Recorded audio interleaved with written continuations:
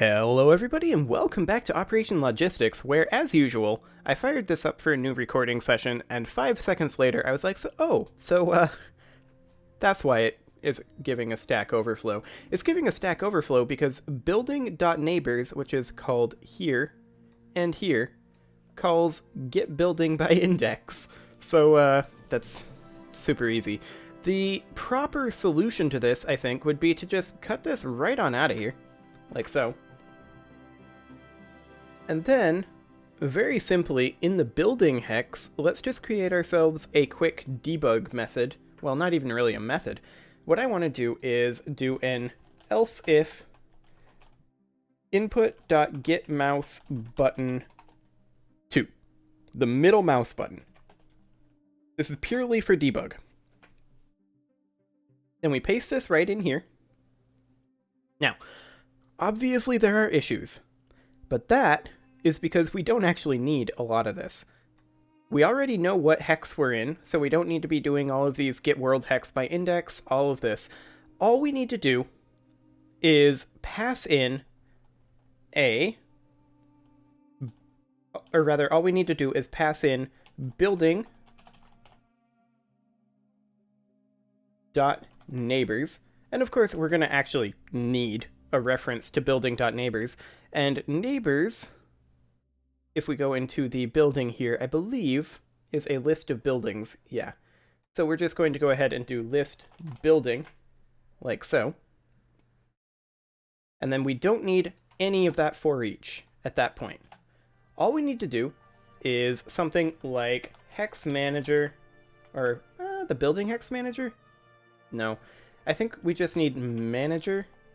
That's the Hex Manager, yes. Manager.getBuilding by index.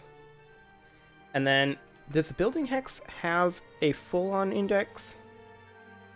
It has the hex index. I think we need to get it by position. So get building. Wait, why is it not liking manager? Manager.getBuilding by position. Where are we? Get building hex.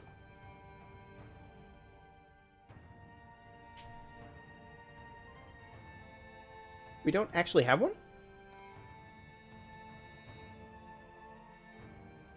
It would appear that we don't. I mean, it would be easy enough, theoretically. Building hex by index here. And then, so we could do public building get building by position, which then we'd pass in a vector3 position. Nope. All of that was unnecessary. Thank you very much, Visual Studio. So we will be simply returning get building hex by position, or rather get building hex. Let's see, get building hex position passes in the vector3. Get building neighbors. Get nearest hex is the int3, so that's what we want to do. So return get nearest hex position. Cannot implicitly convert type int3. Right. So we want to pass in get building by index with get nearest hex position being the thing that we pass in. And I typoed this. There we go. Excellent. Okay, so then we can do get building by position, transform dot position, like so.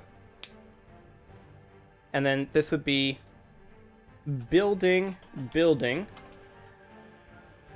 equals manager.getBuilding by position. There we go.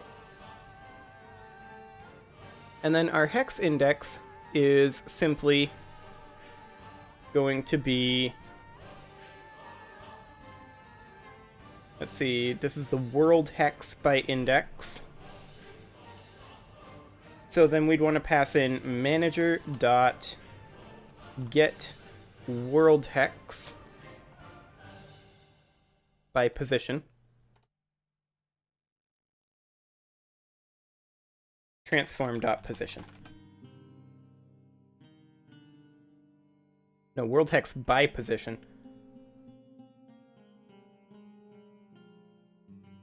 I guess we could just simply say dot get nearest hex.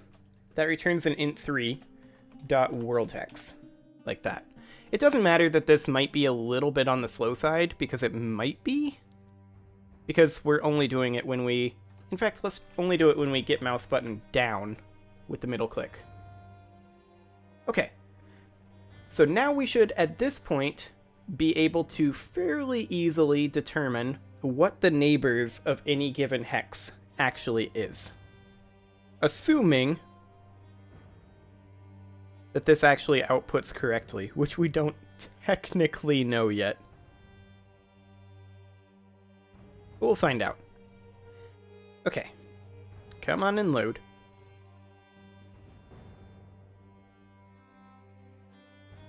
There we go. We'll skip that tutorial. And in we go. Gonna come on. Actually, I'm gonna go up here for right now. And we're gonna test this just with hex number 0. Yeah, that's what I was afraid of.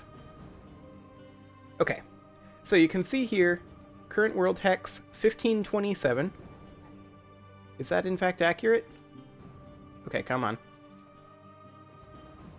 Current world hex 1527. Yup. And then it didn't output the neighbors correctly, so we are, of course, going to have to go ahead and do this. So the question then is, how do we go about doing this? I think the best way to do it is to do string neighbors, and we'll just initialize that as an empty string, and we'll go ahead and concatenate this. This is a debug thing. We're not going to have this here forever, so I think it's fine. For each building in neighboring world hexes. These aren't even neighboring world hexes. We're just going to call it neighboring hexes. We'll call it building B, since building already exists. We will then say something along the lines of neighbors plus equals, and this is going to be simply b dot, let's see here. We're in the building currently. What do we have available in the building to us currently? We've got the int3 location. So that's perfect. b.location.building hex is the one we want, plus a comma. Okay. And instead of passing this in, we would then pass in neighbors. There we go. Now, of course, the reason we don't want to concatenate the strings here is because strings are immutable in C#. So this is going to be kind of painful for the old memory, but it'll be fine. For the purposes of debug, anyway.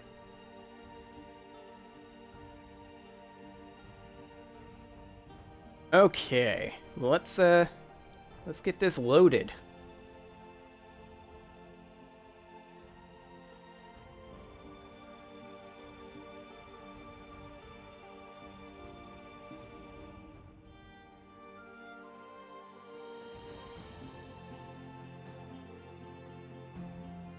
There we go. Okay, skip that tutorial. We'll go ahead and go on in here. And neighbors 3, 2, 1, 9, 52, and 51 from hex 0. Okay, so let's go ahead and go into our building hexes here. So we have hex 0, so we can see right here our hex index is 0. 9, 3, 2, 1, 51, and 52. So that's accurate. Now, hypothetically, what if we were in here? Actually, I don't want to do one that's bordering a water hex. I'm not sure how that's going to break things yet. But what if we were to do one like this? Okay, so that's World Hex 964. We are, of course, in Hex 28, which isn't here. But we are currently neighboring 25, 60, 27, and 10. So we are 26. This is 5. This is 60. Or no. Yeah, this is 60. This should be 27. That's 25. Where's 27? That's 27. So 27, 25, and 60 are here. And then 10, this guy, should be the one right here. Is the theory. So I think that's working properly.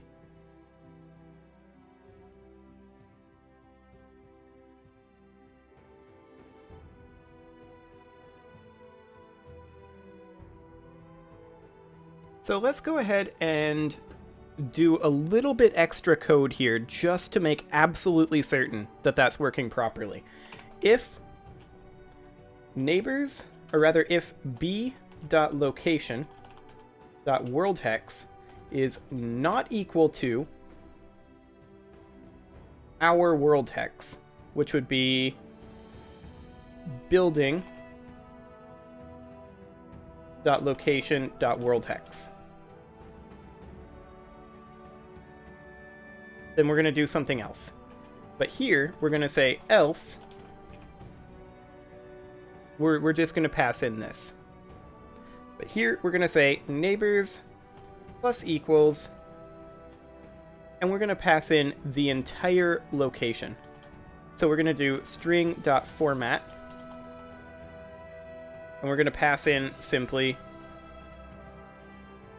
0,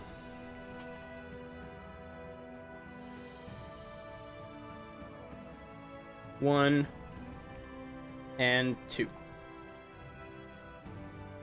And then these arguments, oh, we need a closing parenthesis. That'll help. And we will also add in a separator there. Okay.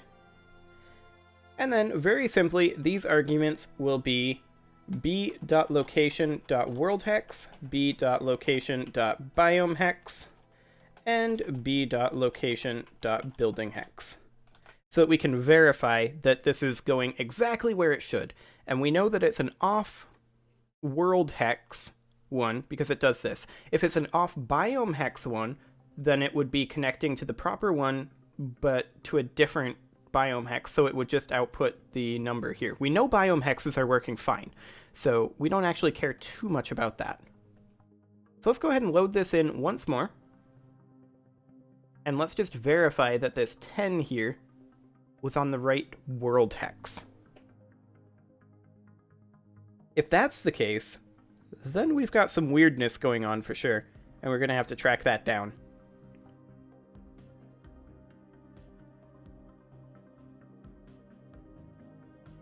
Okay, skip that tutorial. We're going to come right on in here.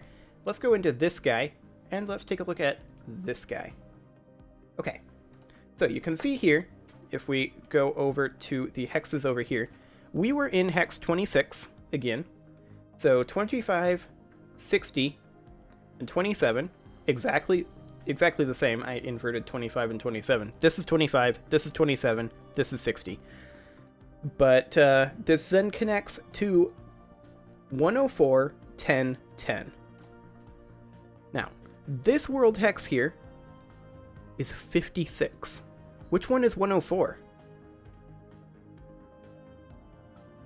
This one.